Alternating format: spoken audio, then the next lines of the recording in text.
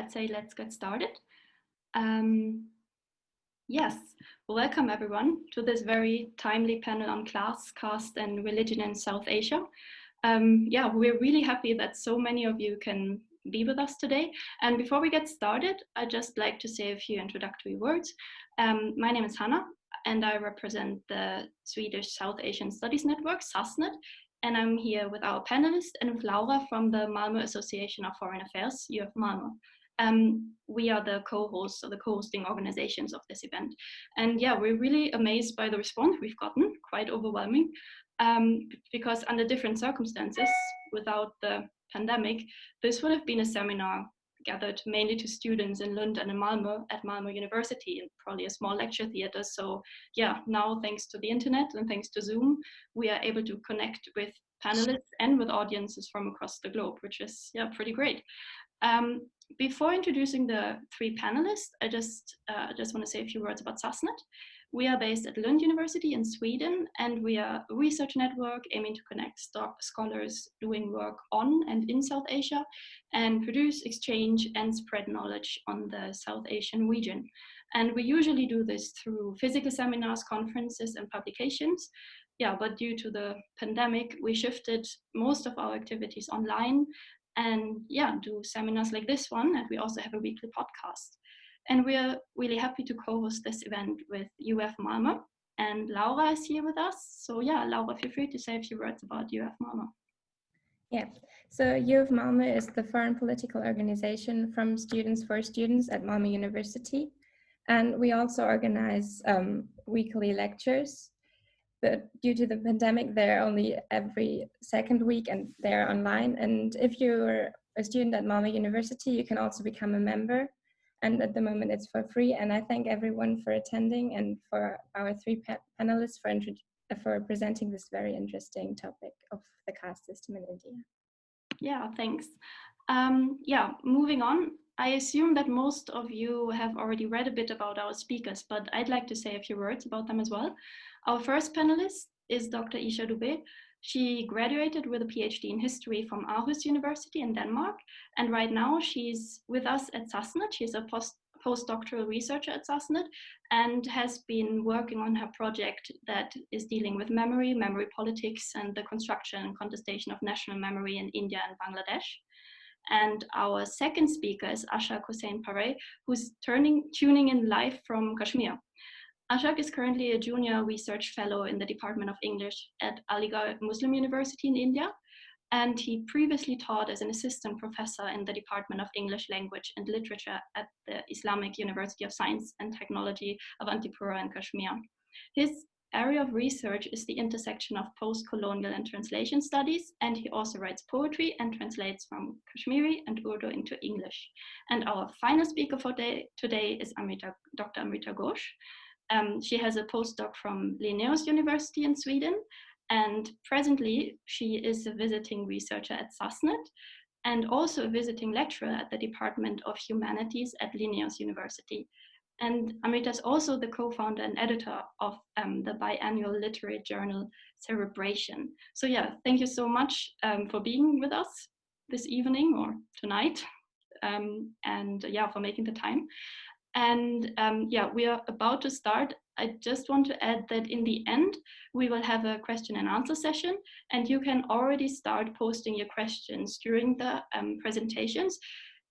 We will try, or the speakers will try to answer as many questions as possible, but during time constraints and the big audience, I'm sure we won't be able to go through all of them, so sorry for that.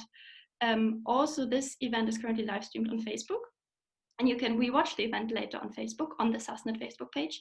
And we'll also upload the video to our YouTube channel in the next couple of days. So you can also rewatch it there and share it among your peers. So yes, that was a long introduction. And now without further delay, I'd like to pass the virtual mic to Isha. A very good evening to all of you listening in, and a big thank you to the organizers for putting together this timely and topical event. I'd like to begin with a qualification that I'm not a scholar of caste. So my entry point into the topic for today, caste in contemporary India, would be from something that I do work on. That is, how do nations and communities understand, speak about, document, and historicize difficult pasts in the present and the politics inherent in this. In 2017, a speech delivered at a debate in Oxford by parliamentarian Shashi Tharoor, Why Britain Owes India Reparations, went viral on the internet and garnered across the board praise for logically charting out the historical injustice that colonialism inflicted on its Indian subjects and the deep, damaging, and lasting impact of colonial rule on India. It was a well meaning, well argued, and timely intervention, but on the other side of it lie the questions: how does India itself engage with the difficult heritage embedded in caste and caste based ordering of Indian society? Is the experience of the historical baggage of colonialism comparable in nature and magnitude across the cross section of Indian society?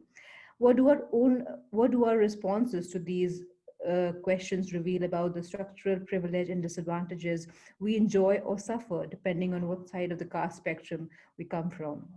To even begin to seek and reflect upon the answers to these questions, one needs to establish both the historical as well as the historiographical context in which caste has been understood, internalized, and studied in colonial and post colonial India, which shall be the focus of my part of this discussion this evening. Because I need to cover a lot of ground, I shall be reading for most part of this talk. While caste continues to be present in the public and personal life of contemporary India, the ways in which it is understood, interpreted, conceptualized, and theorized has seen changes over time. The classical view of caste, articulated by the early generations of social anthropologists like Louis Dumont, was that it was a traditional system of hierarchy based on notions of purity and pollution. This dominant view of caste has been to see it primarily through a cultural lens with ideas of exceptionalism attached to it. A uniquely Indian practice that makes the traditional social organization of India distinct from what there was in the West. In this popular understanding, caste is an ancient institution of the Hindus based on ideas of varna, karma, and dharma, pronounced in a text called the Manusmriti and has two aspects or dimensions to it. The first one is varna, the ancient fourfold hierarchical division of Indian society based on the work ascribed onto them. And these divisions would comprise of the Kshatriyas or the warriors, the Brahmanas, the priests, the Vaishyas, and the Shudras or the servers of the other higher three Varnas. Outside of these four categories lies the fifth category, which is of the untouchables, and they lie outside of the fourfold Varna system. The other aspect of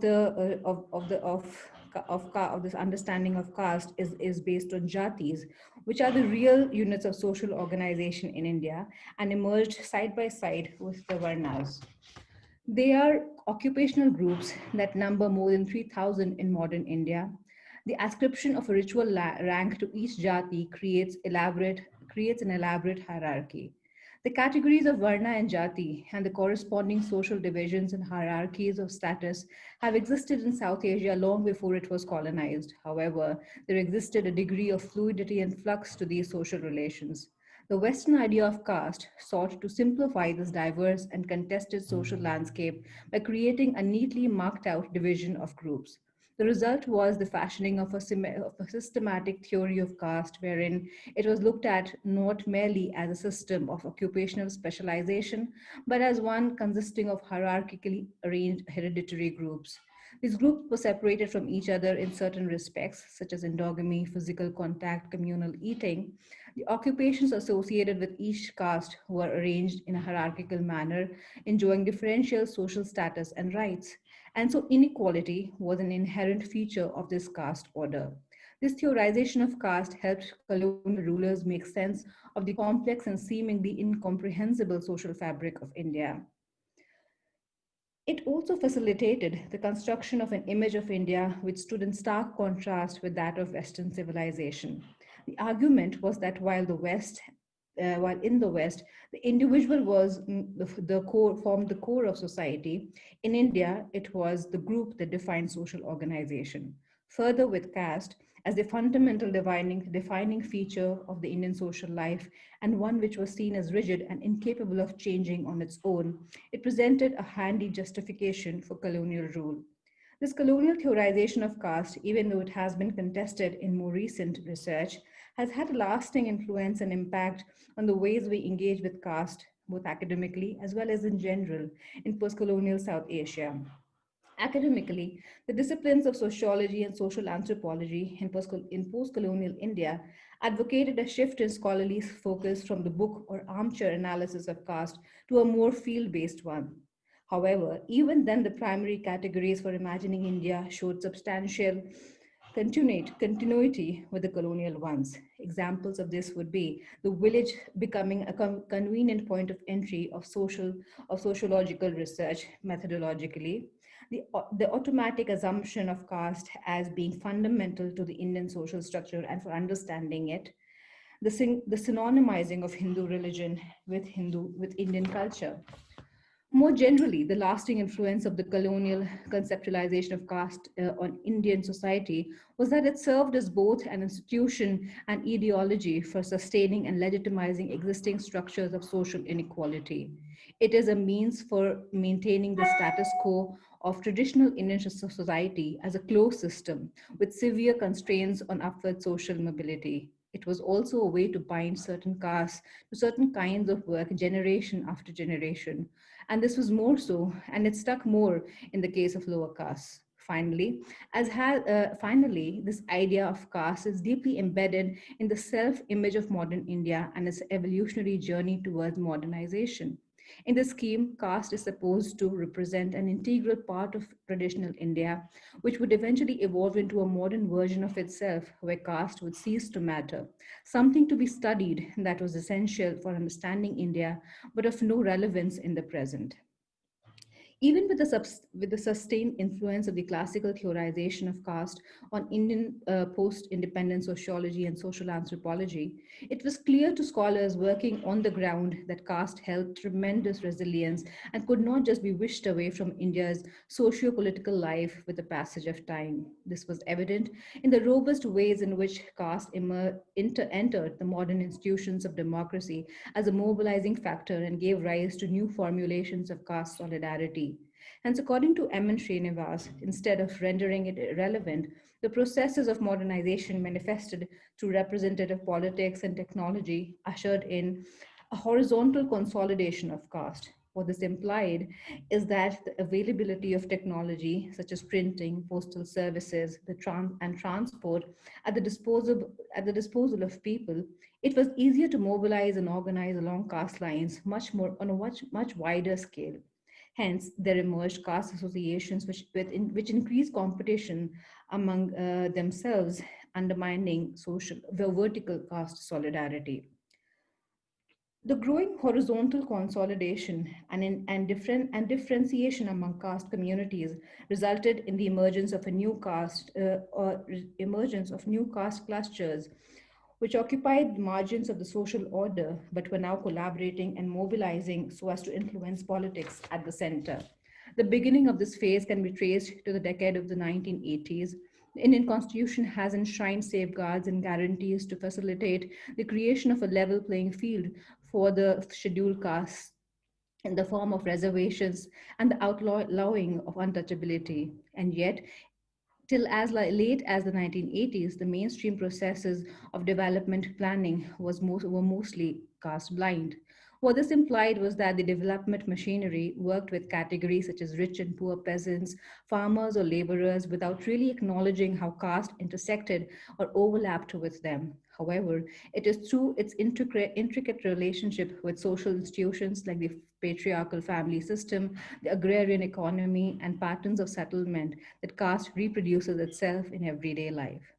A major shift happened with the introduction of separate quotas or the other backward castes, OBCs, at the recommendation of the Mandal Commission in 1990, although the report had been submitted to the government a decade earlier in 1980.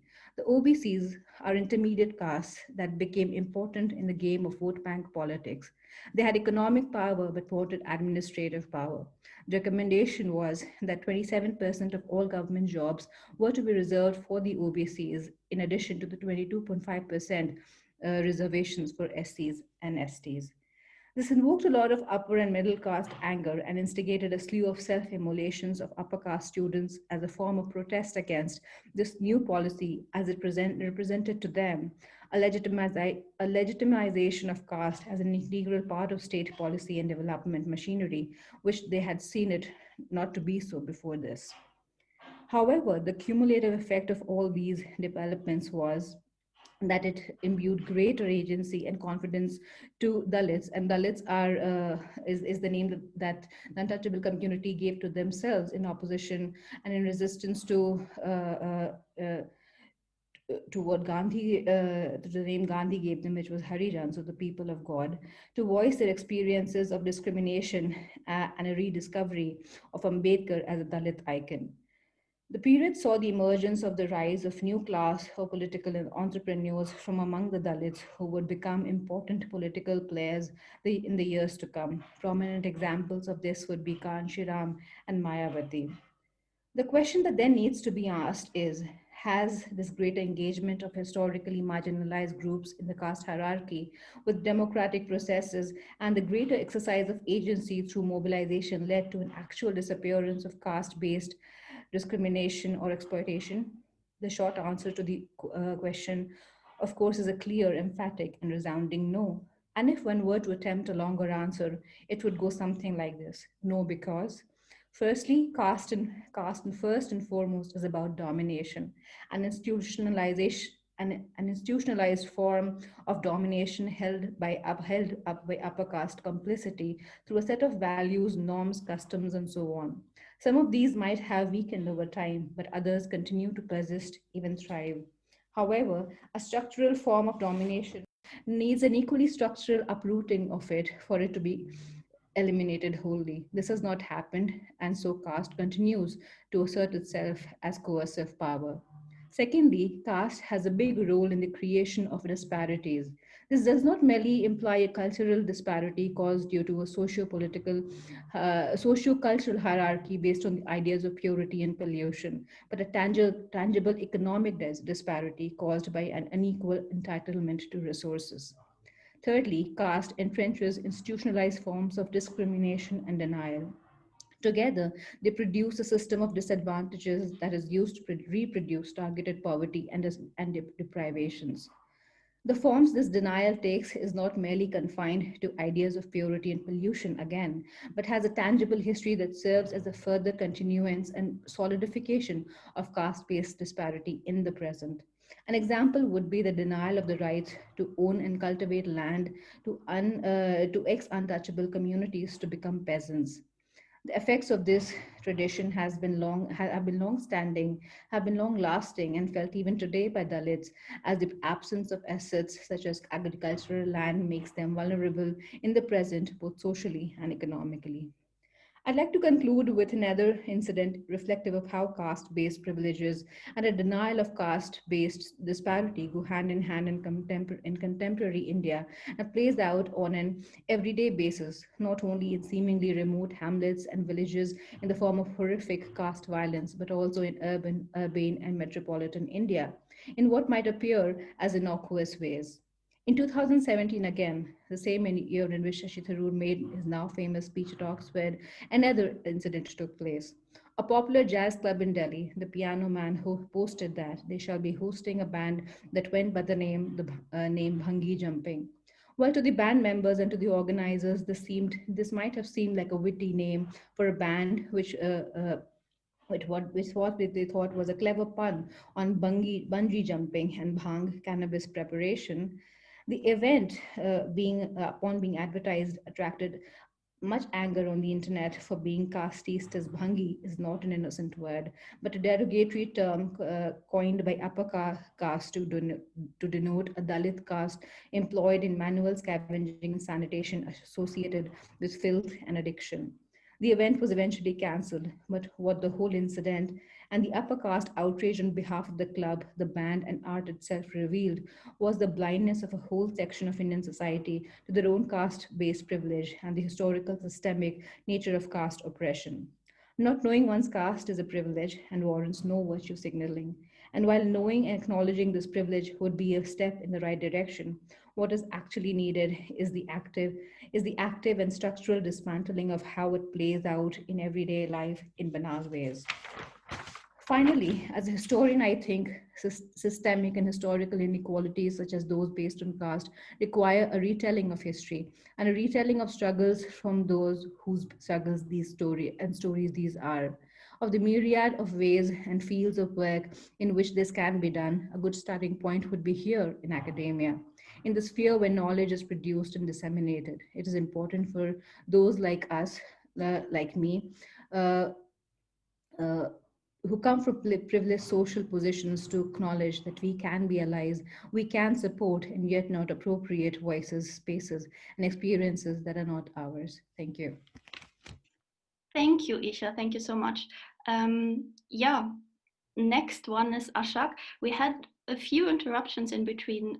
So if that same thing happens to Ashaq, I just ask you to switch off the video, but first we'll go with video. So yeah, it's your turn.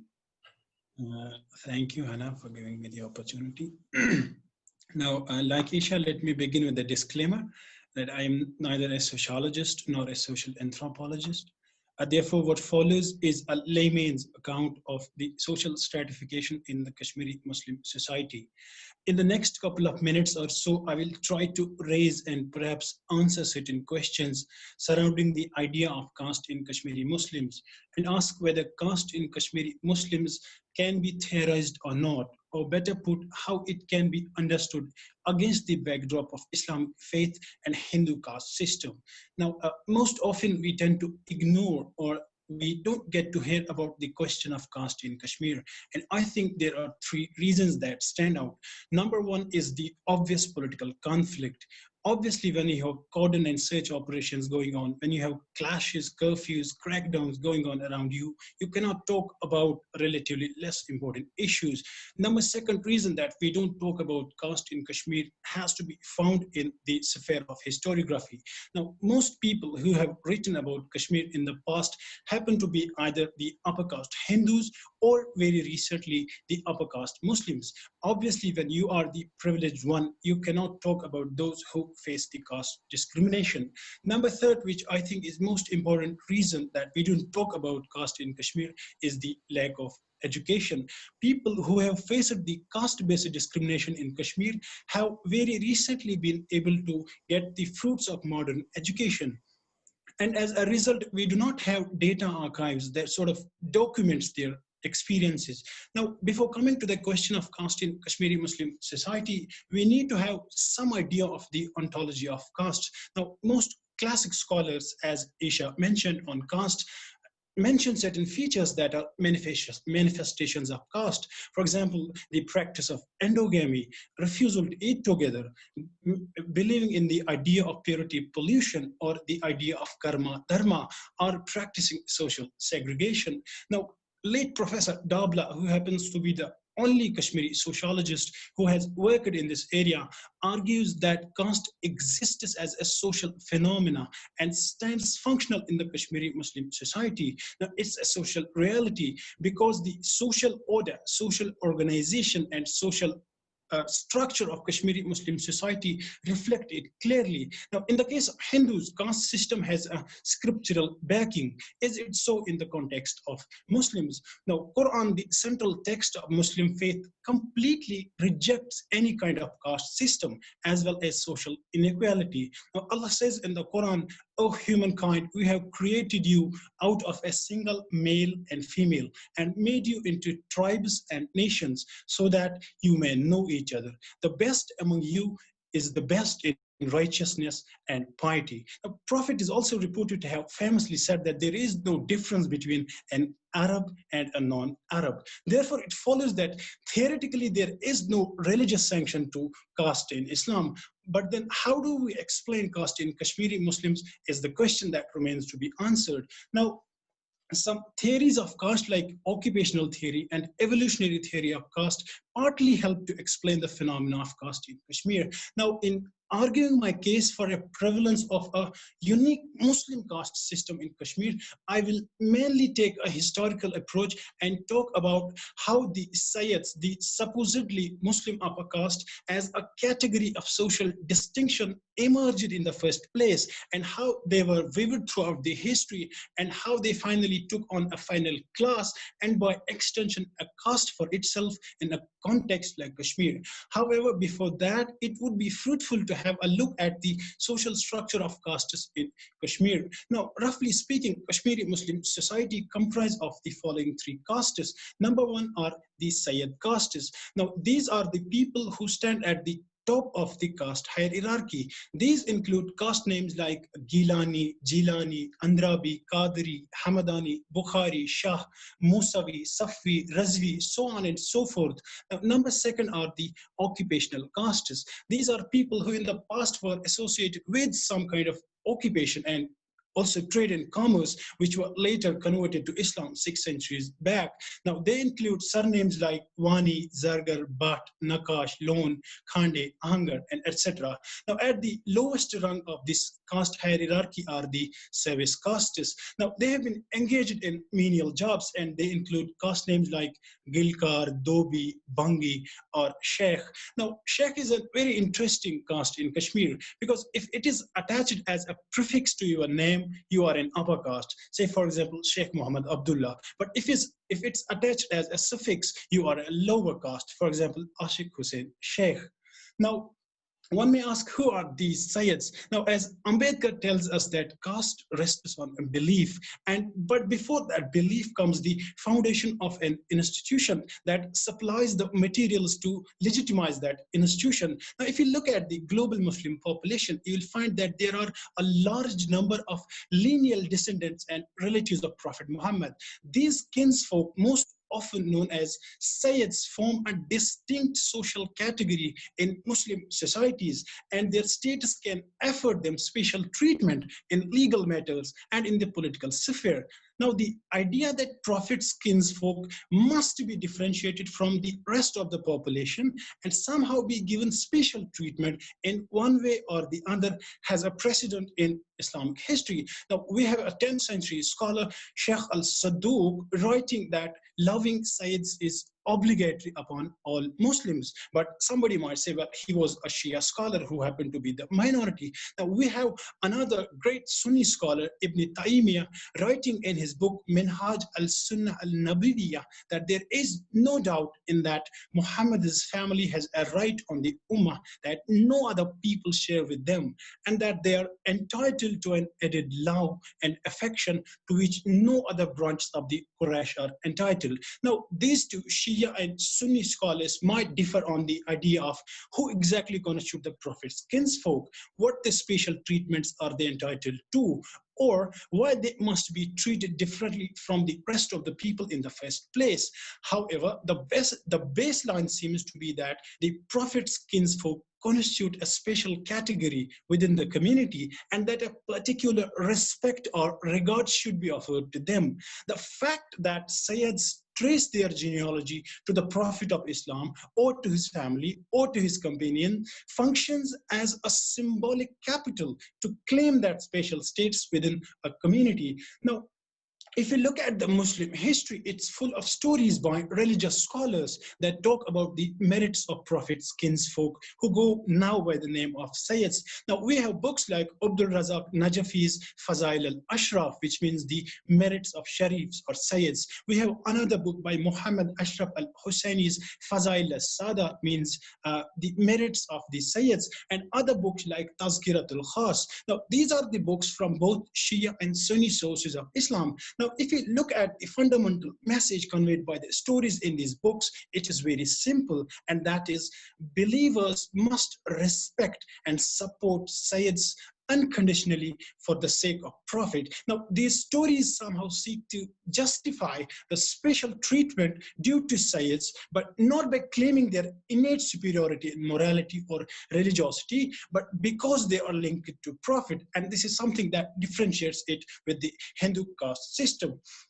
Now I come to the idea of khums, a kind of tax, the most well-known economic privilege of Sayyids. Now the chapter 8, verse 41 of the Holy Quran apparently offers the ground to the claim that a part of khums, a kind of tax, must be handed out to the Prophet's relatives. Though the verse has been interpreted from various points of views, but it has served as a basis for allocating a portion of the text to the Prophet's families and relatives. Now, this sort of does give us some picture of how Sayyids have enjoyed a special kind of privileged position throughout Islamic history. Now, coming to the South Asian context, you find Sayyids have enjoyed privilege throughout centuries of Muslim rule. Now, Ziauddin Barni, a 14th century Muslim thinker, informs us that Iltutmish, the founder of Delhi Sultanate, dismissed 33 non-Sayyids from governmental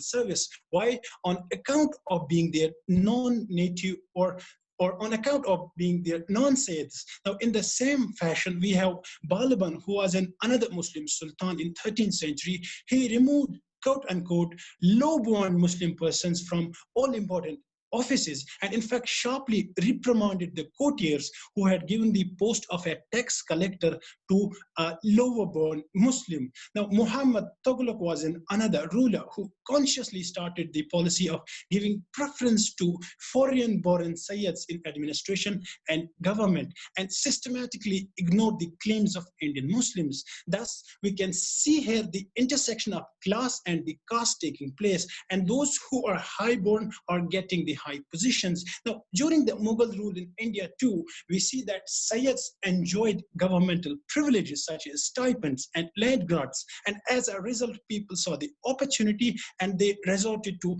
making all sorts of false genealogies. Now, by the later half of the 16th century, there was a special post called Niqabat, created and filled by a distinguished Sayyid who had the authority to look into the authenticity of Sayyid claims and in fact issue certificates of genealogy to those who were legitimate Sayyids. Now, his function as a head of this the post of Sadat was to take care of Sayyid welfare and to act as an expert genealogist. Now, therefore, we see that Sayyid, non-Sayyid, or as others might call it, Ashraf or Ajlaf, social stratification existed in medieval Indo-Muslim life, politically, socially, and some might even say spiritually. Now, even though Indian scholars like Imtiaz Ahmad have questioned the binary of sort of Sayyid, non-Sayyid as gross oversimplification, but it does give us some idea of how Muslim societies function in the Indian subcontinent. The very fact that these Sayyids were preferred over other Muslims initiated a caste-like discourse that was to have a lasting impact on the Muslims in South Asia, especially in Kashmir. Now, understanding of this historical Muslim discourse concerning Sayyids is important for a fuller understanding of their position in Muslim societies like that of Kashmir. Now, Kashmiri Muslim situation presents us with a very different case that almost replicates the Hindu caste system, except that it does not follow purity, pollution, and karma dharma principles of the Hindu caste system. Now, Islam comes to Kashmir roughly around 13th and 14th century through these Sayyids who were foreign-born Muslims. Now, majority of the Kashmiri population was Hindu and reeling in poverty and caste system. Now, after the mass conversion, some of these lower caste Hindus retained their last names, but it is also possible that the Sayyids looked down upon them, imitating their upper class Hindu counterparts. Now, the interaction of the original existing Hindu caste system and the coming of Sayyids did develop into a kind of a caste-like stratification. Now, some Hindu caste traits such as caste names, caste descent, caste endogamy, occupational specialization, and segregation partly are glaringly clear in the social life of Kashmir. The caste factor in the context of Kashmir has played and continues to play some kind of role in almost all spheres of life, like politics, religion, and above all, in the marriage marketability. Now, most of the top-rated political and religious leaders from across the political and religious spectrum come from the upper castes, and rarely do you find leaders from service castes. Now, similarly, even though there's a lot of caste mobility in the occupational castes, lower castes have been thrown into the whirlpool of continuing their same ancestral menial jobs. That it's a social reality in the context of Kashmir, that if you have to ridicule or humiliate someone, you call them lower caste names like sheikhs, watals, dooms, hanjis, which are actually these boatmen, and so on and so forth. In fact, Professor Dabla mentioned that there has been evidence where lower caste members were not allowed to enter kitchens of upper caste Muslims. Now, in the past too, and even in some cases, even today, upper caste Muslims would not accept food from Doombas, from Watals, and other lower castes. Now, all this process of discrimination has led to the ghettoization of these communities. Now, if you take a walk down in Kashmir, you will find names like Sheikhpura, Doom Mohalla, Hans Mohalla, Watal Mohalla, etc. And they can be found all over Kashmir. Now the question still remains, can caste in Kashmir be equated with the Hindu caste system? I would say no, because even though it does seem like caste system, the features of caste mobility, intercaste marriages in the occupational castes, and the process of Sayyidization and the absence of karma dharma and partly segregation principles stop us from categorizing it as a Hindu caste system. But does that mean, is there no caste system? I would say no. There is a different caste system in Kashmir, which is not necessarily like Hindu caste system, but there surely is something like that in place. And I leave it to the sociologists in Kashmir to sort of theorize it as a unique Kashmiri caste system that combines both caste and class. However, the good news is that Kashmiris have started to talk about this elephant in the room. Now, last year, Feroz Rathar, a US-based Kashmiri novelist, published a novel titled The Night of Broken Glass.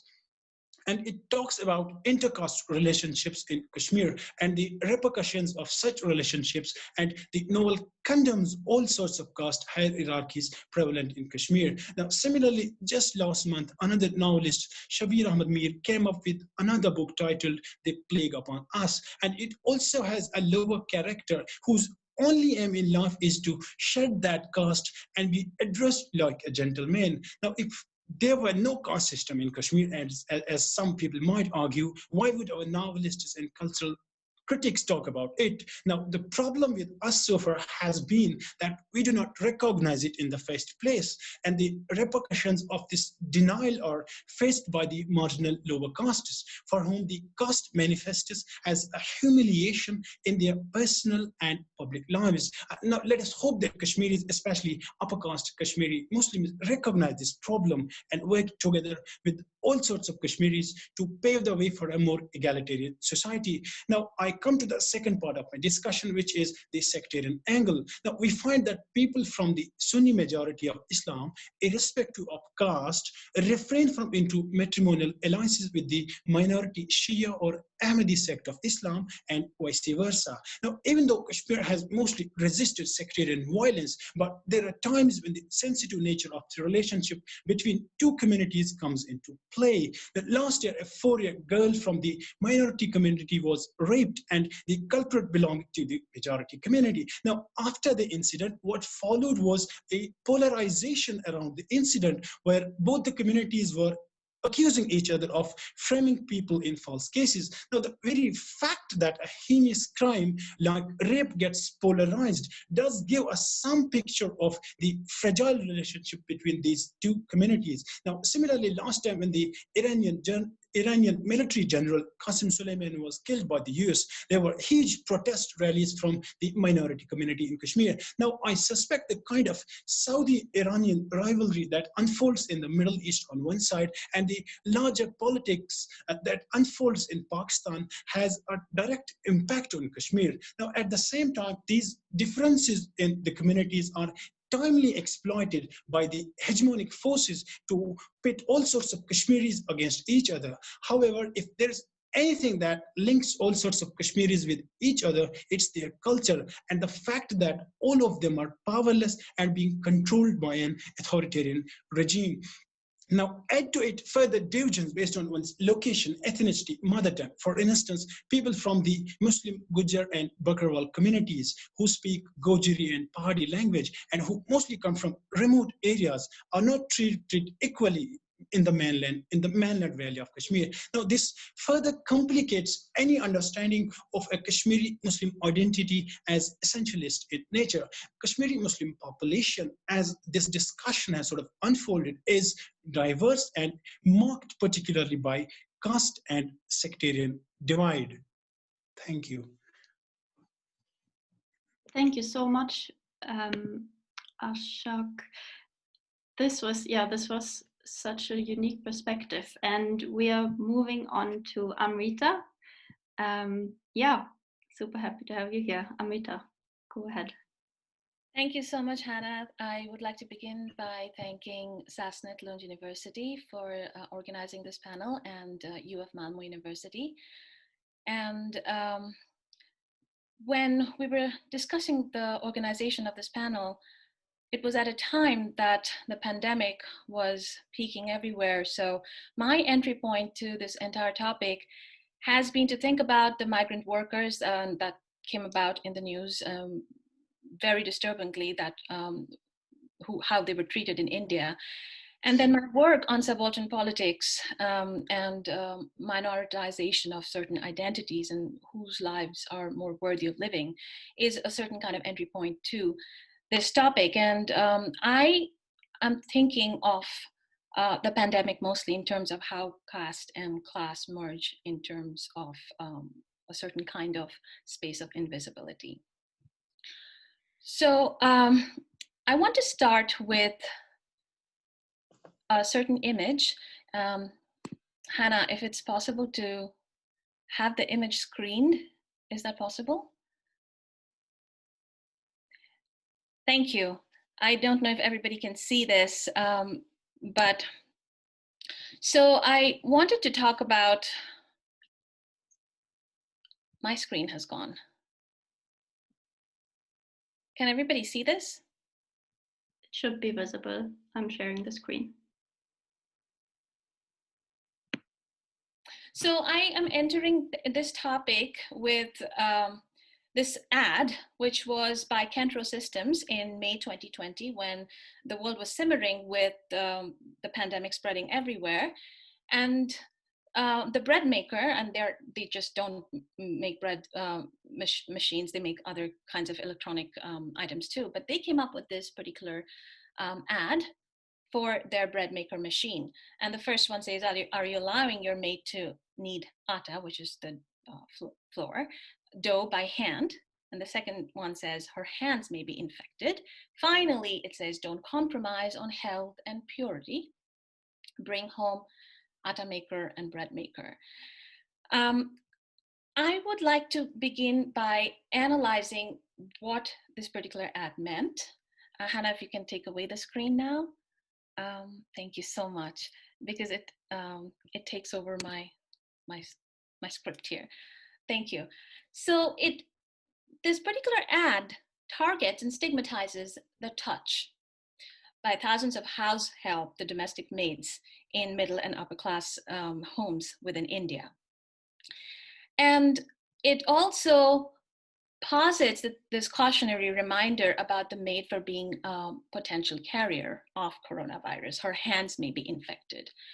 The text underneath the ad also mentioned, let automation take care of hygiene this time. If you look at the ad later on, if it's freely available in open spaces on the internet, it says, let automation take care of hygiene this time. And obviously not a part of this paper, but it has very important implications towards machine taking over the human subjectivity also.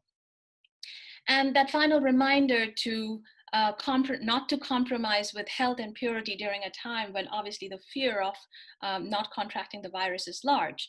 So immediately after this ad was out there, rightful backlash ensued over social media, and Kentro Systems took down the advertisement. And this creates a touch point for study for the experiences of the domestic maids during the pandemic. So I interviewed several, about 8 domestic maids, and in the suburbs of Delhi and in Delhi. And due to lack of time, I'm going to focus my talk on experiences of two particular women that I have talked with. And the experiences chart the uneasy and fraught relationships between maids and their employers. And the maids already reside within the space of difference during normalcy times. But as I argue, this lockdown transforms them from these invisible figures into suspect figures. I frame their discourses, I frame their experiences within the discourse of invisibility. And then I study how their potential touch shifts them from that invisible figure to the suspect figure that creates more kinds of new vulnerabilities. Long before COVID-19, cooperative housing societies, these guarded garden apartment complexes, condominium enclaves, in Delhi and around, its extensions like Noida and Gurgaon, many of you watching would be knowing, they have had segregationist policies about their elevator or lift use in the high-rise buildings, barring domestic help from using the public elevators and directing them to the secondary freight elevators. There usually have been signs like maids and luggage only, or servant, goods and freight. And I wish I had an image, but these are also, again, very much largely prevalent. In addition, it has been an accepted practice, and Ashaq talked about it also, to segregate eating spaces, commonly shared physical spaces where people can sit together. So the maids would be sitting on the floor, usually in the kitchen or at a corner of a home that is not usually populated by other family members. They wouldn't be sitting on the couch. They would be having segregated utensils to eat from, and so on. In pre-colonial India, domestic service was marked through caste optics. I'm quoting Shireen Musvi, her work here, and she explains that Manusmriti, the ancient text of Indian law, points out that, and I'm quoting, people who perform domestic services to be held in scorn and excluded from the upper varnas, end quote. Shireen Musvi also emphasizes that pre-colonial India set the trajectory of the social marginalization with Manu's idea of service called savriti. And direct translation, Musvi says, is it is a dog's life, and Brahmin or upper caste people should avoid it. Nitin Sinha, Nitin Verma, in their collection called Servants' Pasts, observed that historically, since the 19th century, the figure of the domestic servant became a socially marginal figure, and the servant's work was associated with inequalities, hierarchies, upper caste dominance. According to them, and I'm quoting from them here, a new order emerged in the 19th century with domestic service with paid employment. Individuals took it up as an occupation in lieu of wages. In the period was also marked by a growing degree of menialization of domestic servants. Servants were identified as a distinct social group performing menial household tasks, which was seen as a function of their lower class and caste status and their marginal position in a feudal culture of authority and subordination, end quote. In the 20th century, as we shift, this othering becomes even more consolidated. And again, what Verma and Sinha look at it, and it becomes a gendered discourse. It's a feminization of the domestic work within the homes. And from the 1960s onwards, it becomes, the dominant trend becomes a more female homemade trend. There's this fascinating body of work on this kind of obfuscation of caste slowly as class becomes the more dominant sort of factor in these kinds of domestic maids. And I'm thinking of Katinka Froistad's work, and she specifically works on the maid and employer relationship. And I'm quoting her again: the urban upper and middle class people who discuss inequality today often prefer to do so in terms of class, hygiene, literacy, even when reluctantly acknowledging that caste may come into play, end quote. There is a strong link between the servant's caste and the tasks that were appointed for within the household, especially in the case of sweepers, washermen, and so on. Higher up in the hierarchy of the household tasks, cooks or general maids for house cleaning, they are recruited from rural families of low or middle class, but the utmost lower caste, they don't belong in the kitchen. So there is this stratification in the kind of tasks within the homes for domestic maids also that link to the caste status. Through this brief historical and context, I come to this ambiguous figure of the domestic maid during the present pandemic, and I talk about what this moment reveals in terms of unspoken codes and policies. And I will explain why I call it the ambiguous figure. The first experience I want to relate today is of Radha, a 31-year-old Bengali woman married with one child. She lives in the backsides of the rather affluent middle class and upper middle class housing societies in Noida, a suburb of New Delhi. Primary breadwinner of the family, Radha provides cooking and cleaning services to several homes in Noida. As Delhi went into lockdown from March 2020, Radha and her family began to experience unsurmountable problems. Radha's husband, a rickshaw puller, could not sustain his work as no one was taking rickshaws or commuting. Many families stopped paying maid salaries as the lockdown prevented them from going to work. Radha said she has to pay 3,000 rupees monthly. That includes her flat rent and electricity. And with only one house continuing her salary through this period, her situation became very dire. As the lockdown continued, she contemplated leaving Delhi to return to her natal home, a small village in West Bengal. But she and many like her workers found returning home an equally precarious, if not more, ordeal, with trains canceled and no travel options left. And then many of us know what happened with people walking to thousands of kilometers walking home. Eventually, some of them dying also. From late July, some of the cooperative housing societies relaxed their rules for the entry of domestic workers based on government's recommendation to allow workers back. The lockdown was partially lifted in phases where the virus numbers were low, people were welcomed back, and in other cases not. Some changes happened to the process of the domestic help's entry back into the households. At the beginning, Radha explains, she was understandably asked to wash her hands as soon as she went inside any home. Then came more rules. She was asked to take showers in her own home before coming to work and to carry additional clothing to change into before entering the kitchen. Also, the formulation of rules comprising of changing clothes, taking extra cautionary steps in the kitchen, they were all framed under the notion of care. The families turned this form of othering to care taken during a pandemic to stop the spread of infection. This is directly from her interview in Bengali. This begs the larger question about who retains the authority to demand extra steps like showering before leaving home, bringing a change of clothes, even in a crisis. Analyzing this kind of authority, again, I refer back to the Servant Past book, Nitin Sinha, Nitin Verma, they talk about this kind of relationship between the maid and the employer, the master and servant relationship, and they point to this asymmetrical power that forms the basis of such rules. Such demands, couched in a rhetoric of care, indicate a vantage point in a strategic alterity in which the maid's services are important, but she's kept in a framework of imposed invisibility. And yet, from Radha's point of view, it was she who was at risk of getting infected. I quote her now.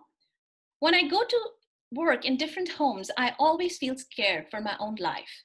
We don't have any diseases or infection. We don't travel outside to foreign lands. Our madams travel to foreign countries and we might actually get something from them. I only come to work inside their homes to feed my stomach during this pandemic. Even if we are scared to enter people's homes, we have to come out to work to sustain our lives. And when I get home myself, the first thing I do is take a shower, end quote.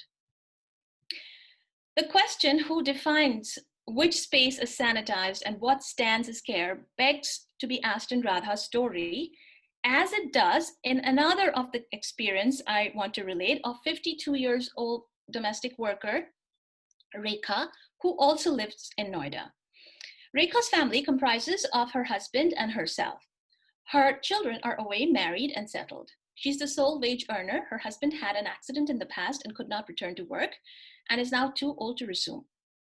Rekha works with 3 families in the cooperative apartment complexes, one of which has paid her through the entire lockdown.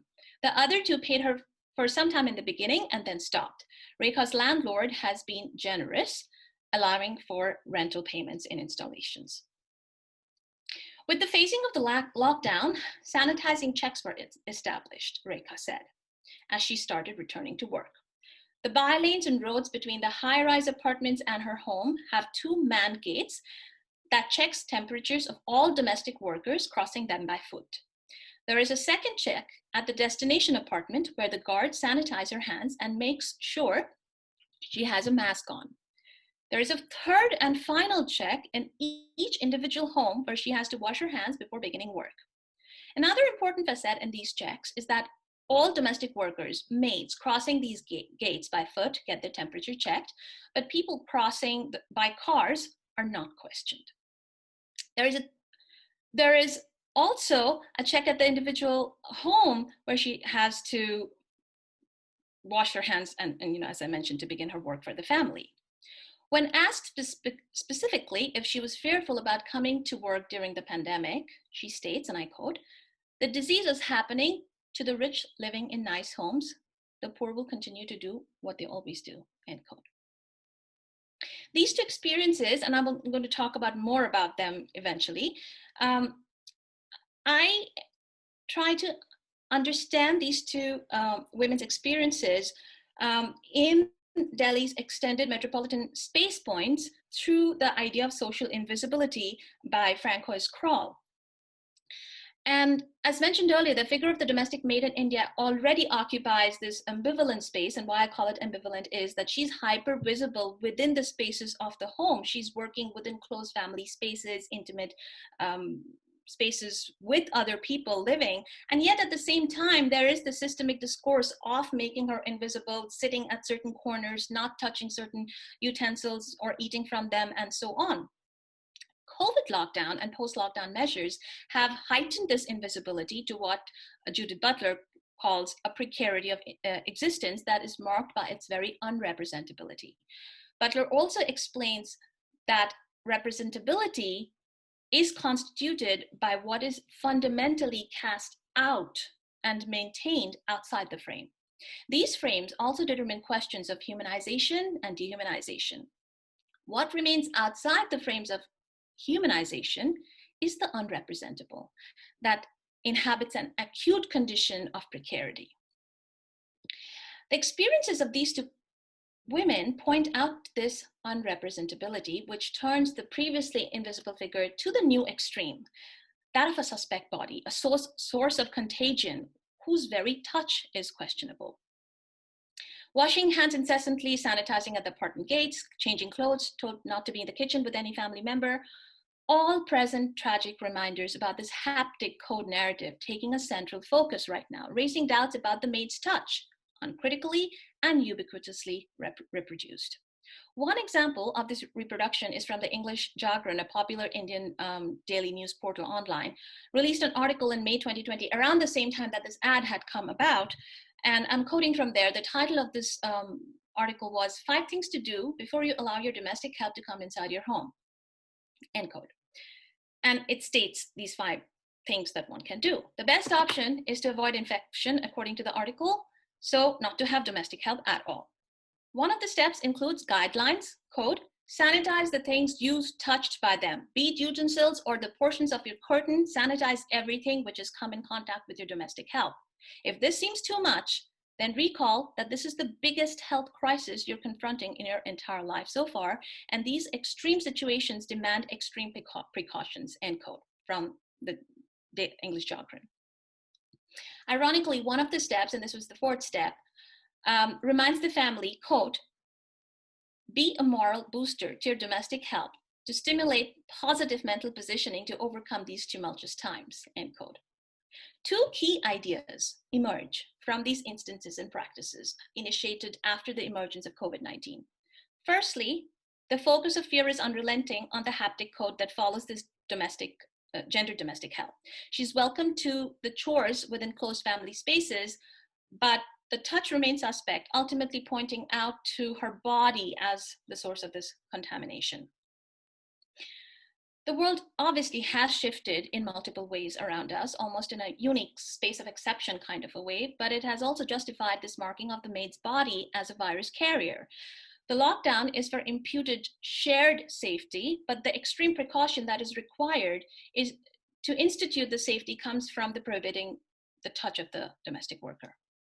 Secondly, and more tragically, even while pushing her to this extreme space of alterity, exhortations abound in cultural communications, as just mentioned, to the upper and middle class family to champion, to be her moral booster. And after warning the upper class and middle class families to avoid having her in the first place or to trace where her touch carries. Gopal Guru explains that the idea of touch transmits into the private sphere as upper caste people retreat into habitat colonies. And he uses the phrase habitat colonies, and this is from the article Power of Touch. He says, habitat colonies are where the upper class or the middle class are guaranteed social protection against this danger of touch from the lower castes. As Guru argues, I'm quoting him, this need for protection forces the upper caste to pay more to builders who ensure that the neighbors are appropriate, end quote. In this way, a certain urban spacing and hierarchy is established in the very structures of living. Guru's point about the gradations of living spaces is significant in the way how the maid's touch is also regulated and in these kinds of housing societies in and around Delhi. And this was just not a Delhi phenomenon, by the way. There have been lots of newspaper articles that this is happening in other metropolitan cities in India. For instance, the policing the touch of the domestic maids as a means to containing contamination have enabled a certain Gurgaon condominium management complex to empower guards, and I'm quoting what their policy is. They're able to monitor the maids' movements, and in some cases, the new mandate has been for residents to accompany the maids from the tower lobby to their flats so that the maid doesn't touch the lift buttons, end quote. In Pune, another city, a big city near Bombay, similar regulations range, and pardon me, I'm assuming there are many students and people not from the South Asia region. Similar regulations range from barring domestic help from using lifts, fearing transmission in a confined space, and forcing them to climb stairs. And in some cases, hefty fines were imposed on residents if they permitted maids inside their homes.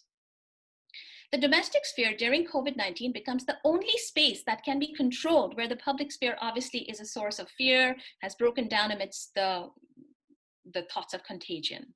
But within private domestic walls, this fear translates to the touch, the bodily presence of the domestic worker.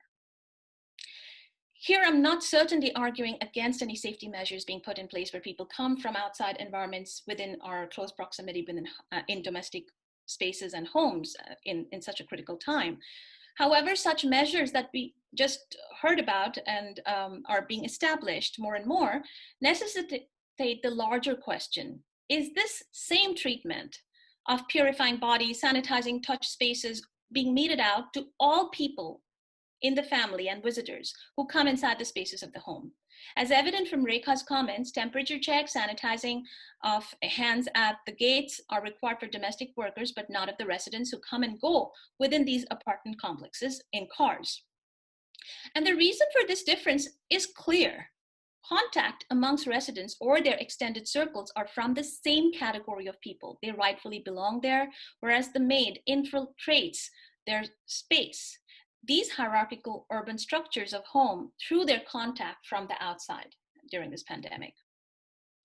I want to quickly wrap up by shifting our attention to the idea of home itself in the way the pandemic has played out to sever the links between risky public spaces and the safety and protection of our homes. Again, I'm using Francois Carl's idea of social invisibility, and she has this fascinating intersection of postcolonial and invisibility studies and discusses how the space of the home operates at certain times as sites of invisibility. And she, of course, is coming from a diasporic context of analysis of the idea of the post-colonial home.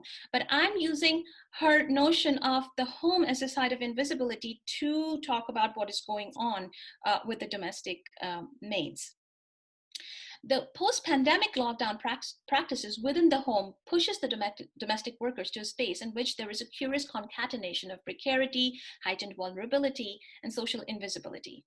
Defining this idea of social invisibility, Kroll explains that social invisibilities merge with economic precariousness and invisibility linked to the lack of recognition of civic rights, absence of political and civic status. And through that, I read this as a large understanding or bearing on how the domestic workers, the maids, are subalternized and who exist in a space of what Butler would call an unlivable life. And this is a curious concatenation also of the class and caste dynamics, as I explained before. The experiences of maids in India who are already existing within invisible spaces get amplified during the pandemic in ways that bring us back to the larger question of whose lives are worthy of visibility and care during a time of acute suffering around the world and whose are not. The pandemic of 2020 reminds us how times of crisis like these magnify and reproduce precarity within subaltern lives like that of domestic maids in India, as it also reveals glaring inequalities in the ways the market collides with the people's fear to question the human in certain contexts. That is the ad, to buy this machine. Thank you. Thank you, Amrita. Yeah. Wow, what a diverse session it has been so far. We got a broad overview, and then we went to Kashmir, and now again connecting to the coronavirus pandemic. I would maybe ask all of you for some closing words before we end the session. Not necessary, but we have also gotten quite a lot of questions that ask basically what next, like how do we, what comes next? Yeah, and that's what I've been thinking about that myself, I'll just talk about this anecdotal piece of thing that brought me to to think about the presence of caste. And I was having a conversation with a close relative of mine. I'm very fond of her. She's close to me, and she's a good she's a good person in every regard. And she was talking about how worried she was about her son, who studies abroad, and he's supposed to come soon, and he will never find a job in India because all the jobs are taken by reservations. And as much as I engaged with her, there was there was sort of a denial that of the structural inequalities that play into all of this. And I felt at the end of it, I felt I felt a lot of despair about it, that what should do from here. But one thing that I think we should think about is that, yes, right now there is it's a really fraught situation. There is something has the Hathras case, and there would be people who talk about it, and it's also about it gets talked about in terms of critiquing the government, in terms of Hindutva politics, but that's still I feel is distancing ourselves with what has happened to some extent. And what needs to be to engage with these privileges and these structural disadvantages to begin really at home, and see where we reproduce, enact these structures on an everyday basis. Yes, we can critique and show, do all of that on Twitter and on all these platforms, but and that is also important, but it also needs to that distance needs to be bridged, and we begin closer to home, because we cannot say that these are this is irrelevant to our lives in any way. Mm. Yeah. Yeah. Great answer. This was my remark also. Can I Thank quickly you. jump in and make my comment? I think that's so important with what just Isha said. I think we're at a critical juncture where I'm thinking, I don't know what's next and how to counter and subvert this, but I think where it starts, and pardon the comparison between Ibram Kendi's How Not to Be an Anti-Racist, but I think we start from How Not to Be an Anti-Casteist first, and to recognize that there are certain privileges of how we are, and I'm using the collective we, and where we are because of caste privileges that have happened systemically from history till now. And I think that's a starting point for almost all of us, and to recognize that.